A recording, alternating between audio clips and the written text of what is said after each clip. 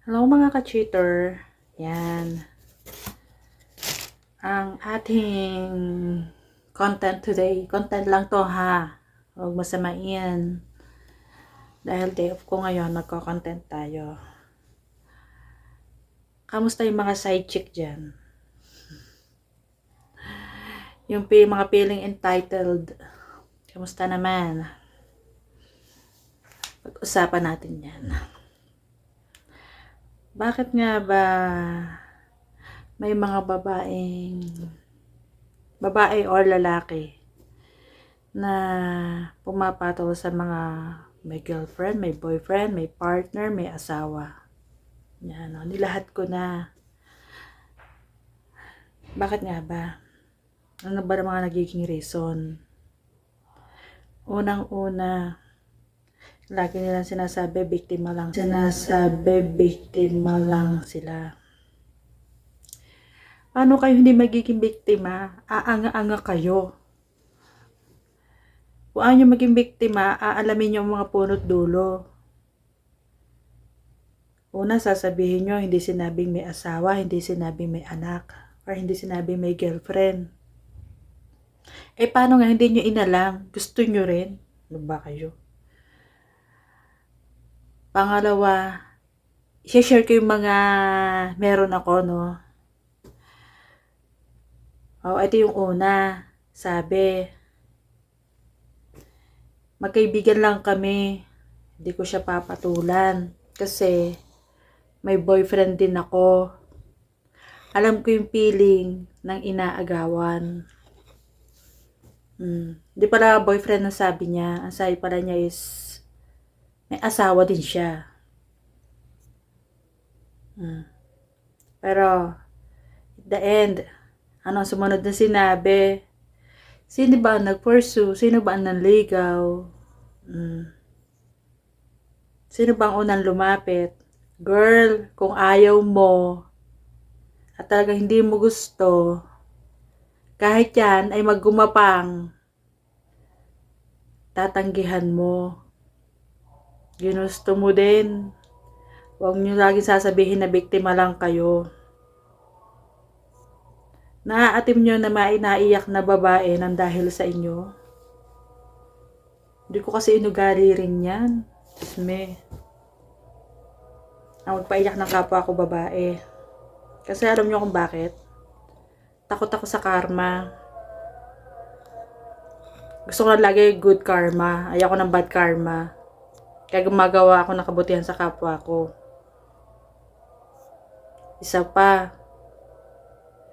Sinabi ng magulang niya, hiwalay na daw kayo Magulang niya, hiwalay na daw kayo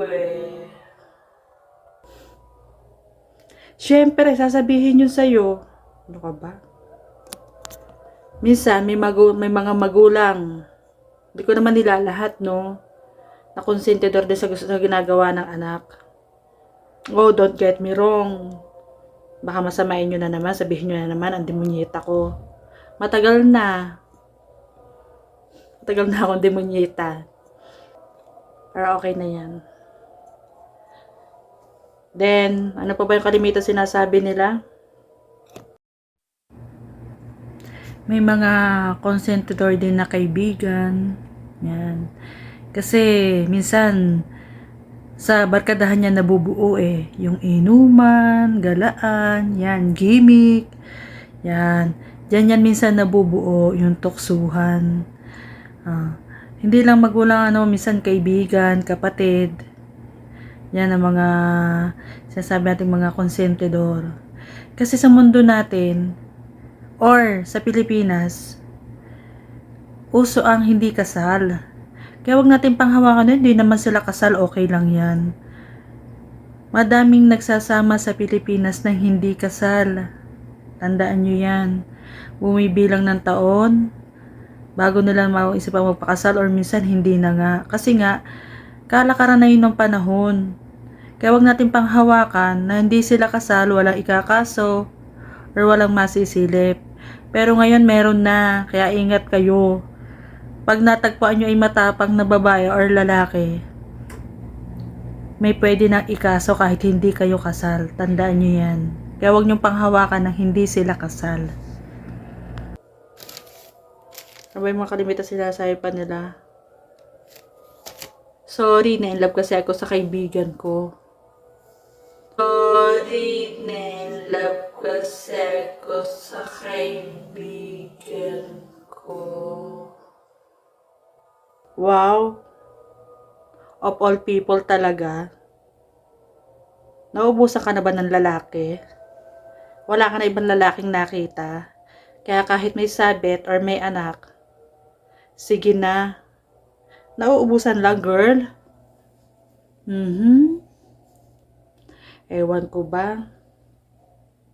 And most of all, sasabi nila, hindi ako guilty. Talaga hindi ka magiging guilty. Kasi, feeling entitled ka. Paano hindi mo na feeling entitled ka? Yung diyan ka na natutulog sa kanila. Tapos, yung feeling mo, tanggap na tanggap ka ng partido niya. Girl, feeling mo lang yon. Siyempre, iniuwi ka ng anak, karang hindi ka pakisamahan ng maayos. Pero, the karma is waiting.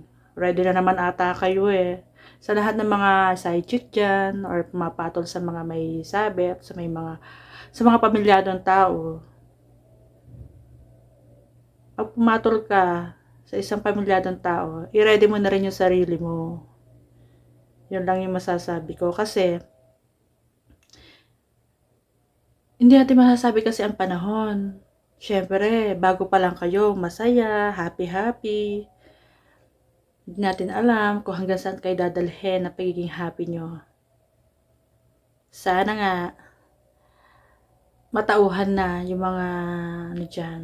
Huwag kayong piling pabiktima lagi. And, kung sinabi ng lalaki, lahat ng kasamaan na ugali ng asawa niya or ng partner niya, girl, di ka ba kinikilabutan or kinakabahan? Baka pagdating ng panahon, nakakita uli yan ng bago. Ikaw naman ang siraan niya. Remember, ang galing sa agaw, hindi nagtatagal. Babush!